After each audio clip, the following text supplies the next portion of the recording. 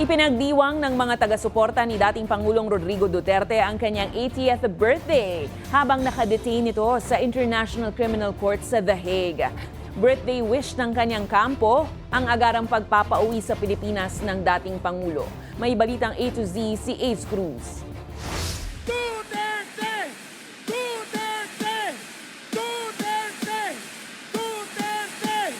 Yan ang sigaw ng mga taga-suporta ni dating Pangulong Rodrigo Duterte na dumalo sa pagdiriwang ng kanyang 80th birthday sa Davao City. Tinawag nila itong Global Solidarity Event kasabay ng panawagang ibalik sa bansa si Duterte na nila'y illegal na isinuko ng gobyerno sa International Criminal Court o ICC sa the Netherlands dahil sa kinakaharap niyang crimes against humanity. Ituloy ang laban!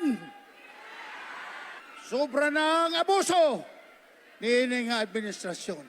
There is always a day of reckoning! Sa video message, binati ni Vice President Sara Duterte ang kanyang ama at nagpasalamat sa taong bayan na patuloy niya nagmamahal sa dating Pangulo. Napakalaking bagay para kay Pangulong Duterte ang pagtitipon ninyo para sa kanyang pag-uwi at kaarawan. Maraming salamat at napapagaan nito ang mga hamon na hinaharap niya ngayon. Umapila rin siya ng panalangin para sa kalusugan ng ama. Hilingin din natin sa Diyos na sana ay makauwi na agad si Pangulong Duterte sa Pilipinas.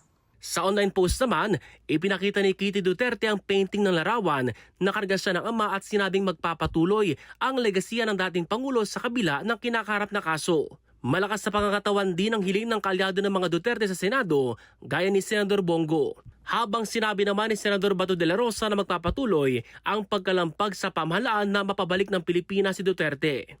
Sana po huwag tayo huminto sa pagpalabas ng ating mga damdamin at ng ating mithiin na maibalik ang ating Pangulong Duterte dito sa ating bansang Pilipinas. Kilos protesta naman tinapat ng grupong bayan na nagtungo sa harap ng Department of Justice o DOJ para sa hustisya sa mga biktima ng war on drugs ng nagdaang administrasyon. Dala ng grupo ang birthday cake na may disenyong kabaong sa ibabaw. Samantala, wala mang opisyal na pagbati si Pangulong Ferdinand Marcos Jr. sa dating Pangulo. Bumati naman sa kanya si Press Officer Yuse Claire Castro at kinantahan pa niya ito. Day to you. Maiksi lang. Happy birthday to you. And of course, we wish more years to come. We also wish good health, good fortune. Kailangan po niya yan. Nirerespeto naman anya ng palasyo ang karapatan ng bawat Pilipino na magsagawa ng pagtitipon basta't huwag lang anilang lalagpas sa limitasyon at labag sa batas. Para sa Balitang A to Z, Ace Cruz.